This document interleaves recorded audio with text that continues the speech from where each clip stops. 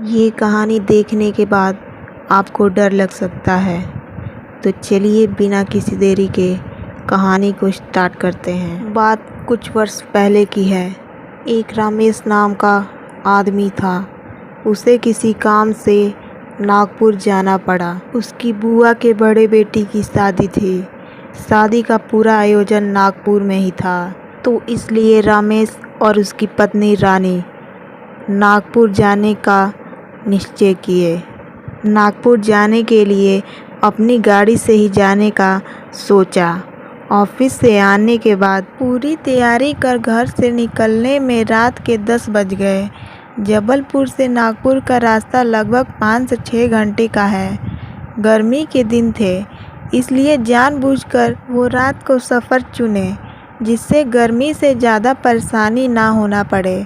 लगभग 2 बज रहे थे। रमेश को बहुत नींद आ रही थी, जिसकी वजह से उसे झपकियाँ आने लगी। गाड़ी के बाहर बहुत ही अंधेरा था।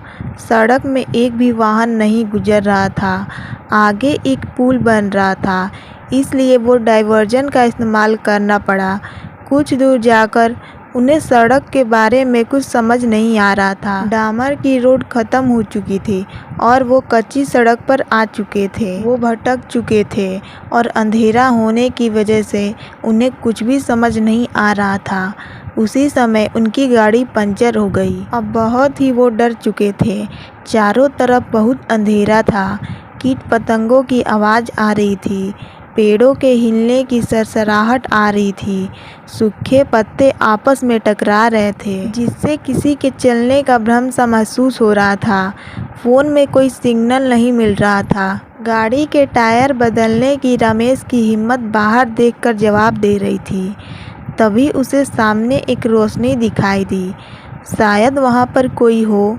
यह सोचकर रमेश ने अपनी पत्नी को गाड़ी में छोड़कर उस रोशनी की दिशा में जाने का निश्चय किया, पर रानी ने भी साथ में चलने की जिद की और वो दोनों एक साथ रोशनी की ओर चल दिए। रोशनी एक घर के बाहर टंगे एक लालटेन से आ रही थी। अब रमेश को थोड़ी राहत महसूस हुई। दोनों ने दरवाजे की घंटी बजाई, पर भीतर से कोई आहट नहीं सुनाई दी।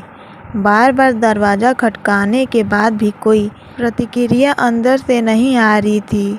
तभी अचानक दरवाज़ा धीरे से खुल गया, पर वहाँ कोई नहीं था।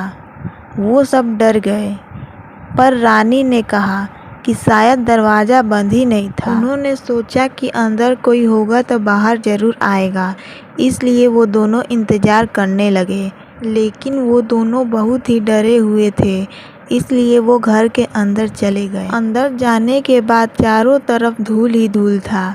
ऐसा लग रहा था कि यहाँ पर कोई सालों से नहीं रहता है। अंदर जाने के बाद दरवाजे को बंद कर धूल साफ करके वहीं बैठकर लालटेन जलाने वाले का इंतज़ार करने लगे। अब लालटेन बुझ चुकी थी।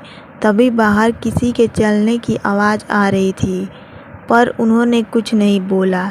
ऐसा लग रहा था कि कई लोग हैं जो घर के आसपास चल रहे हैं। उन्हें लगा शायद जानवर है, लेकिन उनका ये भ्रम कुछ देर में ही दूर हो गया। जब रानी ने खिड़की से झांककर देखा तो उसके होश ही उड़ गए। उससे एक सफ़ेद परछाई दिख रही थी, जो शायद किसी पेड़ में उल्टी लटकी हुई थी। रानी ने अपने हाथों से अपने मुंह को दबा लिया, जिससे उसकी चीख ना निकल पड़े। सेकेंडों में वो पसीने से भीग चुकी थी।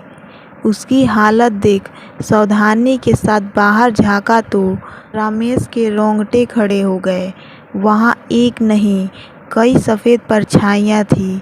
कुछ पेड़ों में लटकी हुई थी, कुछ आसपास टहल रही थी। रमेश की दिल की धड़कन मानो रुक सी गई थी। दिमाग काम नहीं कर रहा था। रोंगटे खड़े हो गए थे। पसीने से नहा चुका था। तभी कोई दरवाज़ा ज़ोर ज़ोर से बजाने लगा। दोनों आवाज़ सुनकर डर गए, पर उन्होंने कोई जवाब नहीं दिया और डर के साए में इंतज़ार करते हुए वो पूरी रात काटी और सुबह होते ही गाड़ी का टायर बदला और किसी तरह से नागपुर पहुँचे। उन्होंने ये सब कहानी किसी को नहीं बताई। पर वापस जबलपुर आते समय उन्होंने इस बार दिन में सफ़र करने का निश्चय किया। तो वीडियो अच्छी लगी हो तो चैनल को सब्सक्राइब करके वीडियो को लाइक ज़रूर करिएगा। मिलते हैं नेक्स्ट वीडियो में।